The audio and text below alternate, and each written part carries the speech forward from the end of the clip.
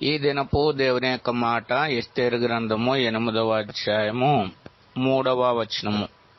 కన్నేళ్లతో అతని వేడుకొనగా. కన్నేళ్ల ప్రార్థన దేవుడు వెంటనే చూసేవాడుగా ఉన్నాడు. మన ఆపద, మన కష్టము, మన శ్రమలో దేవుని యొద్దకు వచ్చి కన్నేళ్లతో వేడుకుంటే గనక దేవుడు మన ప్రతి అవసరం తీర్చేవాడు ఉన్నాడు. అన్న మనోదుఃఖంతో వచ్చి కన్నీరు కార్చి దేవుని యొక్క సన్నిధిలో తన యొక్క దుఃఖాన్ని కుమ్మరించినప్పుడు అన్న యొక్క అవసరత తీర్చినటువంటి వాడు ఉన్నాడు. హిజ్కియా మరణకరమైన రోగం కలిగి మరణాపాయ స్థితిలో ఉన్నప్పుడు కన్నీళ్లతో దేవుని ప్రార్థించి మరణం నుంచి తప్పించబడ్డాడు.